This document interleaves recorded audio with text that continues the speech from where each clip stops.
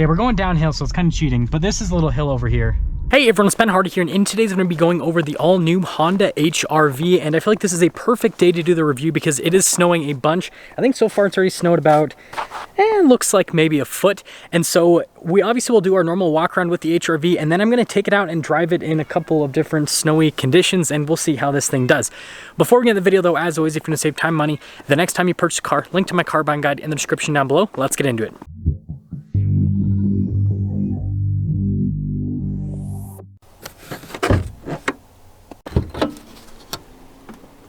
Under the hood, we have a naturally aspirated 2-liter 4-cylinder paired to a CVT. Fuel economy is 25 around town and then 30 on the highway, with power outputs being 158 horsepower and then 138 pound-feet of torque. Now, before we go over the front end, I do want to mention, if you want to see more videos just like this, then I recommend you subscribe because I post content every single day. So starting with the hood, I removed some of the snow so you guys can actually see the distinctive body lines here on the hood. I think it looks really good, especially with this like grayish blue paint. We've got these cool daytime running lights here with the LED headlamps, and then notice we got parking sensors here on the front end, and then the trim here at the bottom is all darker, including the front grille, how it's all blacked out. The Honda logo though is still finished in chrome. And well, the joke I've been making on social media with this is that it's the Hondaghini, because this literally looks just like the Lamborghini Urus with the front end. Like it's pretty much a carbon copy, which I don't think is a bad thing because it looks cool. Come around the side here, our tire and wheel setup is 215, 60, 17 in the front and over in the rear as well. And then you guys can see the design on the wheel with the silver there on the top and the gray below it. And by the way, this particular HR-V is all-wheel drive. You can also get it with front-wheel drive though. I like how the fender flares are actually painted black. It makes this look a lot more premium. You can see that continues along the side. And then we've got the body painted mirrors as well as the door handles. And then the trim around all the windows also black, so it makes it look better. And putting it all together, I think it looks really cool again, especially with the front end. It's like Lambo front end and then kind of like normal Honda back end. So here's our key fob. We have our unlock function, our lock function, remote start, and then the opening here for the hatch, which actually just unlocks the hatch. And then you guys can see the Honda logo there on the back. And well, popping the hatch for the rear, you guys can see we actually have quite a bit of storage space here on the back of the HR-V. This is one of the things that's the most impressive about this vehicle because, again, this is like more of a compact type crossover and it's very spacious. And then you guys can see there's more storage underneath if you want to use that. And then when you're all done, just plop. We've got these really cool looking taillights here on the back end. Notice how it's like darker there in the bezel portion. I think that also looks great. We've got the Honda logo covered in snow. HR-V logo also covered in snow. And then you guys can see we've got parking sensors there at the bottom. And putting it all together, I love the styling of the new HR-V. I think this looks so much better than the previous version, and this is probably the best looking like compact crossover out there. Now, popping inside, you guys can see really nice material use here on the door panel. We've got some contrasted stitching as well. Window control also looks nice, as well as the door handle. So I think they've done a good job with kind of like the finish there in the door. And that theme continues onto the seats. You guys can see perforated down the center, and look at all the stitching. Also looks very premium. Legroom here in the back is actually fantastic. You guys can see we've got some storage there. We also have a pocket here for the passenger side, but the driver's side doesn't. And then headroom in the Hondaghini. Pretty good. Now, taking a look at the front door panel, it's just as nice as the rear with the material use, and then you guys can see like all the window controls. The front two windows are automatic. You've got your mirror adjustments, and then we do have blind spot monitoring with the mirrors too.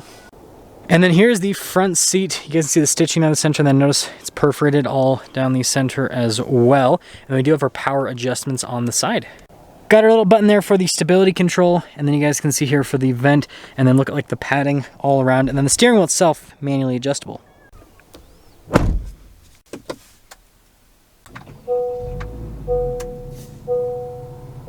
Now, taking a look at the steering wheel, you guys can see really nice padding all around. We've got adaptive cruise control with steering assist, and then you guys can see we've got our volume controls, voice command controls, you know, the normal stuff. And then turn signal light stock, and then our windshield wiper stock.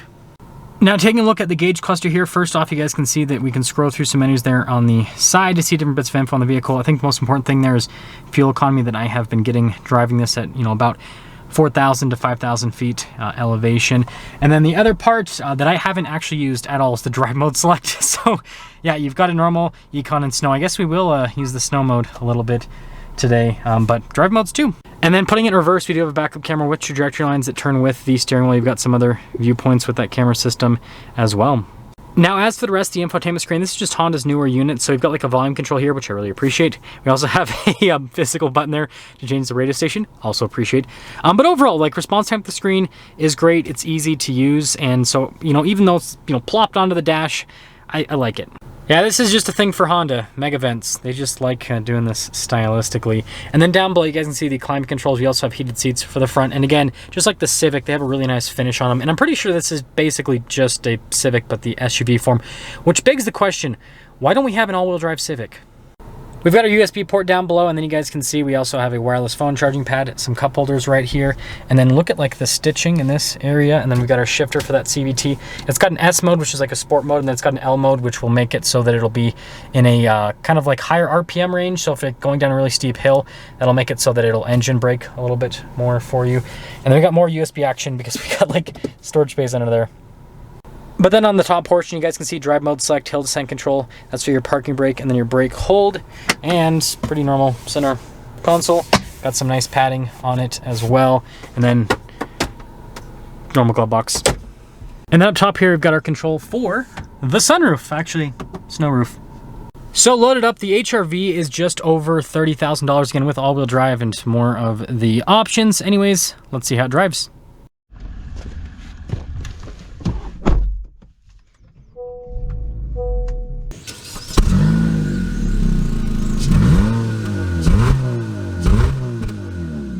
Well, let's talk about visibility before we set off. Here's your visibility of the hood. Both of the mirrors do have blind spot monitoring. And then throw out the rest of the rear. And let's set off. Okay, well, the first test is actually going to be my front yard. I know that sounds really weird, but you know, there's lots of deep snow there. Obviously, it hasn't been plowed like the roads. And so, you know what? I think this will be a pretty good test. So we'll put it in the snow mode. And I guess if I get stuck, we'll have Jinx or Juan pull me out. We'll see what happens here. Just imagine getting stuck in your own front yard. And the snow's pretty deep in the front yard. Oh, look at that. We're already... Okay, we're going downhill, so it's kind of cheating. But this is a little hill over here. Man, I feel like I'm... Okay, let's see if I can even reverse. Let's reverse all the way over here. I'm like trying to get myself stuck in my front yard. This is probably the dumbest thing I've ever done for YouTube. But I'm trying to show you guys if this does like decent in the snow. Okay, here we go. Kind of, I feel like it handles it pretty well. And look, there's the, like, look how deep these tracks are, okay? That's gotta be at least, I don't know. It's a decent amount. Probably not exactly a foot that we're falling into, but you know, it's something. And it seems like it's handling it pretty well. Let's see how it does over this little hill here. This is such a weird thing for me to do. I would say it does. I would say that it did pretty well. Let's see how it does in the driveway, just flooring it a little bit. And you know what? It stays, like, it doesn't slide a ton either. I think it stays like relatively like planted, if that makes sense. I just want to go through one more go around. We're gonna go a little bit more aggressive with our angle through here. There we go. Let's actually try to slip out through here between the cars, because we got to jump off a curb, like go down a curb here. So let's see if we get stuck here. Oh, there we go. Traction system is starting to come in. Not too bad. It's got decent ground clearance, so obviously he was able to do that. There's the first part of the snow test.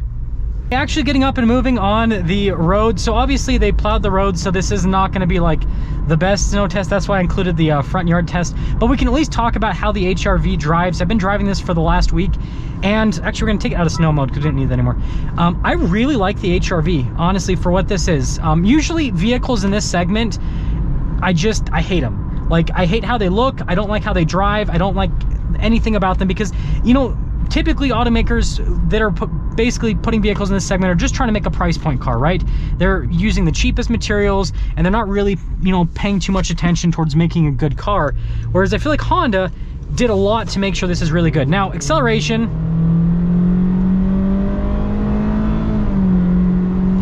Yeah, it's not quick, right? You guys heard the power figures. It's got a CVT. It's not going to be a super quick car.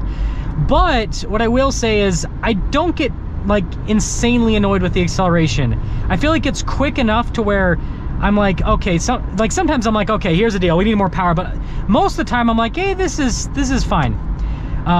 But aside from that, it gets decent fuel economy. Again, been averaging mid-20s, and the ride quality is actually really good with this. It's very comfortable. The seat comfort's really good. I put tons of miles on this car, and it's been very comfortable with that as well. For those of you that have been watching the channel for a while, you guys know that I weight lift on a regular basis, and so sometimes, you know, my back can feel a little bit sensitive, and so, you know, I'm pretty particular about seats, and I think that these ones are solid overall. The only thing that I will knock Honda for on this is just the noise insulation.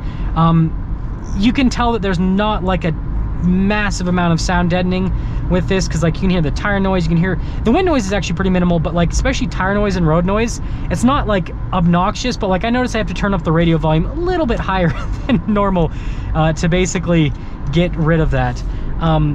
But aside from that, I guess we'll pop into the S mode, because that's the sport mode. We'll see if that makes the acceleration any better with this. Braking's also good, and you know, overall the all-wheel drive system with this I would say is pretty dang impressive. Yeah, just punching it here, still slow. VTEC bro, VTEC bro. It moves, right? It moves. So to sum things up, I think this looks amazing, especially compared to other vehicles in this segment. Like, this is actually desirable looking. Interior is very nice, just like the Civic. But again, why don't we have an all-wheel drive Civic? I gotta keep asking, like, Honda, give us an all-wheel drive Civic. Give the people an all-wheel drive Civic. I think it drives really well. I mean, I know that wasn't the best snow test on the planet, but I mean, I feel like that's more snow than most people encounter. This is what most people encounter, right? Is like the roads partially paved, there might be some slippery, this and that. So like what I did, I feel like is more than adequate. But yeah, overall, Honda did a great job on this new HR-V. It's actually like, it's a desirable like smaller crossover, whereas most small crossovers, the only reason why you buy them is because that's all you can afford. But like, I see this as a vehicle where someone would buy it not just because, you know, they're trying to save money, but because it's cool. It looks cool. It's the Hondaghini Urvis. That's what I've been calling it. Hondaghini Urvis. Let me know what you guys think.